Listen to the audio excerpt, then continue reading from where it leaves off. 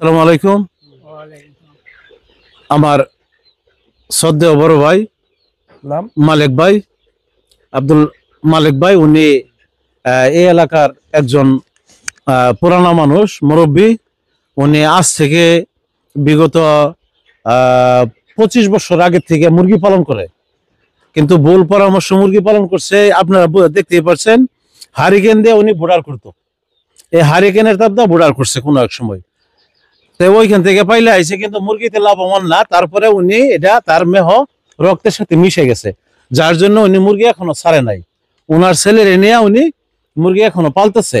আর এখন যাদের হাতে হারিকেন দেখছেন, উনি আমাদের এলাকার মরল ভাই।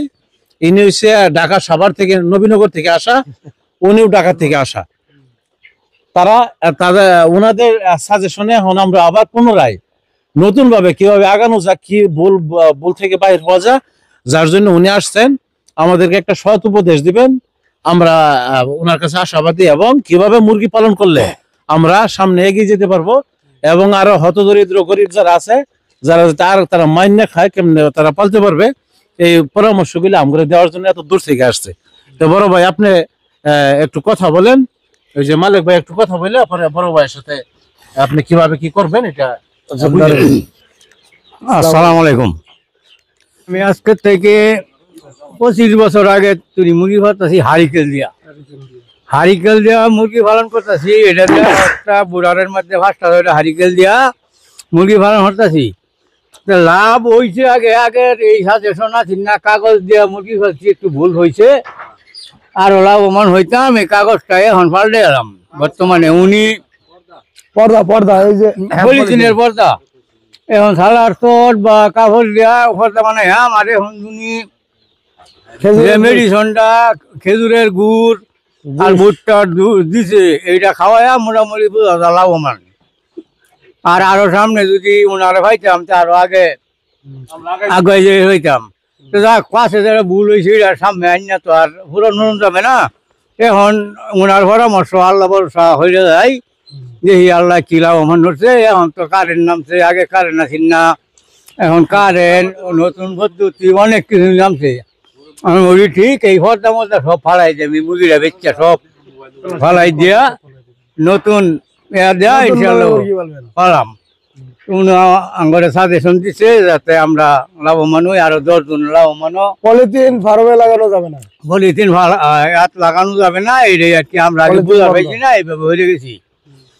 এখন আমরা নতুন হয়ে আবার শুরু করতেছি সাজেশন। আর সবই ঠিকঠাক, পঙ্গর গোর খাদ্যর পাত্র সবই ঠিক থাকবো, খালি আমরা পলিথিনটা ভালোই হয় সিস্টেমে আগে আনতে যাক।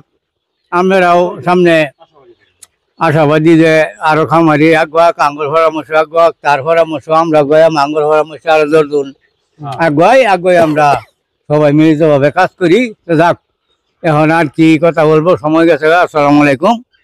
ফার্ম গুলো বন্ধ হয়েছে কি কারণে, মারা গেছেন কিভাবে? আমার ফার্ম গুলো বন্ধ হয়েছে, মার খেয়েছেন ভুল ভ্রান্তি নিয়েই তো মার খেয়েছেন। এই যে সেটা যে পলিথিন লাগানো, এই যে চাচা এবং তার ছেলে 26 বছর 27 বছর ধরে মুরগি পালে, হারিকেনের আমল থেকে মুরগি পালতেছে। দেখেন 27-28 বছর ধরে মুরগি পালার পরও তারপরে তারা যে কি ভুলটা করে আসছে। প্রত্যেকটা শীতে এই পলিথিন দেখেন, শীতে পলিথিন দিয়ে মুরগি পালছে, যার কারণে মুরগির পেটে পানি আসছে। এবারও আমি আসার পরে কিন্তু প্রথম দেখছি সব কিছু কিন্তু ঘুরে দেখছি, পুরা ভারত ঘুরে দেখছি, পুরো এলাকায় কোথায় কি অবস্থা, কিভাবে কে কি মুরগি পালতেছে ঘুরে কিন্তু দেখছি। দেখার পরে দেখি ওনার ভুলটা কোথায়, মুরগির পেটে পানি আসছে, মুরগি মারা যাইতেছে 2-4 পিস করে। কি কারণে? পলিথিনের কারণে পেটে পানি আসে, যার জন্য মুরগিটা ক্ষতিগ্রস্ত হয়েছে। 30 পিস 35 পিস মুরগি পেটে পানি আসলে যে মারা গেছে, প্রায় 7 থেকে 8,000 টাকা লস হয়েছে। এই 8,000 টাকায় কিন্তু একবার কাপড় কিনে নিলে এটা কিন্তু কয়েক বছর চলে যাইতো।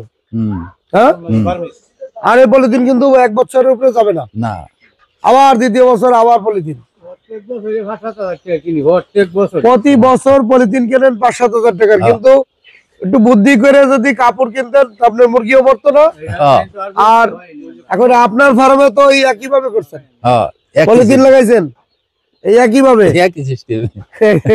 এই যে আমাদের এই একই জায়গায় দেখেন, এই যে পাশাপাশি শেড, এইখানে এইখানে ওইখানে, ওই যে পাশে আপনাদের ওই যে পাশে যে আরো শেড, ওই তাদের তো ওই একই ভুল, একই ভুল। ওই যে পাশে আরো দুইটা শেড দেখলাম, ওই শেড দুইটা পলিথিন লাগছে। একটা জায়গায় আমি এই এলাকাটা পুরো ঘুরলাম, ঘুরে যা দেখতে পাইলাম সবাই পলিথিন, ভুল পথে না, পুরা এলাকা জুড়ে ভুল পথে।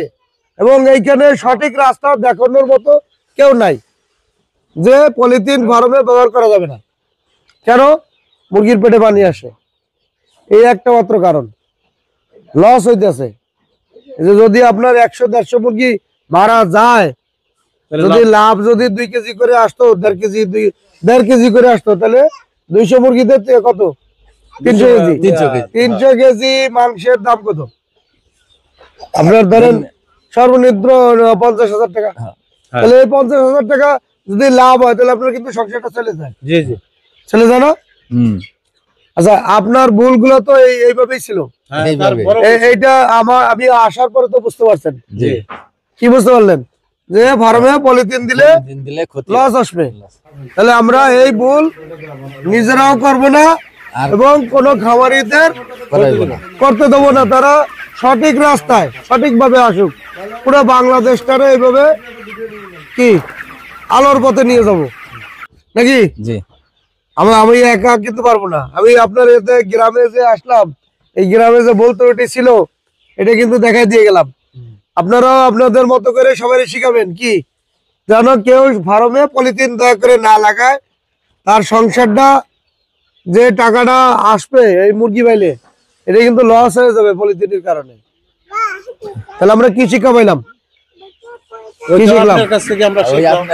পলিথিন দেওয়া যাবে না আপনার, সেটা পলিথিন যা আছে সব সেরে ফেলেন। পাটের বস্তা লাগাবেন, পাটের যে পাতলার যে চট লাগাবেন, অথবা কাপড় লাগাবেন, কালা কাপড়, এই কাপড় দিয়ে ইয়া দেবেন। এটা অনেক বছর যাবে কিন্তু। কাপড়